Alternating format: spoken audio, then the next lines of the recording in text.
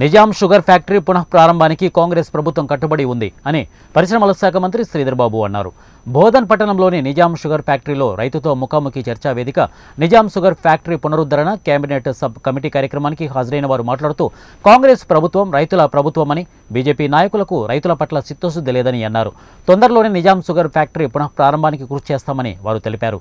రైతులకు అవసరమైన పరిశ్రమలను తీసుకొస్తామని, రైతులకు కావలసిన ఫుడ్ ప్రాసెసింగ్ పరిశ్రమలను స్థాపనకు కృషి చేస్తామని అన్నారు.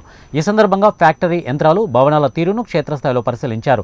అనంతరం ఫ్యాక్టరీ కార్మికులతో ముచ్చటించారు. ఈ కార్యక్రమంలో స్థానిక ఎమ్మెల్యే సుదర్శన్ రెడ్డి, పరిశ్రమల శాఖ మంత్రి Sridhar Babu, MLC Jeevan Reddy, Bhupathi Reddy, Enugula Ravinder Reddy, municipal chairperson Padmavathi, collector Rajiv Gandhi Hanumanthu, రైతులు, నియోజకవర్గ నాయకులు, ప్రభుత్వ అధికారులు తదితరులు పాల్గొన్నారు. మా అధికారులందరూ కూడా నోట్ చేసుకుంటున్నారు. క్రమేణా మనం ఏం చేయాలి?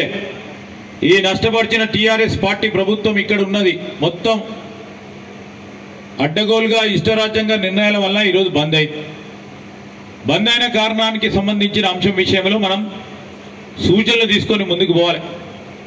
ఇంతకుముందే పెద్దలు చెప్పారు, మనం నిపుణులైన వారితోని ఆలోచన చేయకుంటే ఏమవుతుంది? కాళేశ్వరం అవుతుంది.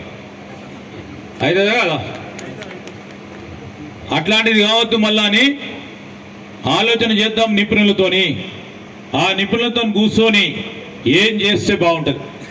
మీరు చెప్పినారు ఈరోజు మొత్తం కోఆపరేటివ్ కింద తీసుకోవాలని ఒక ఆలోచన ఇచ్చారు.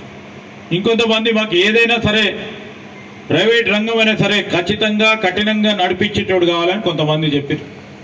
కొంతమంది ప్రభుత్వ పరంగా ముందుకు నడపాలని కొంతమంది చెప్పారు. ఇవన్నిటి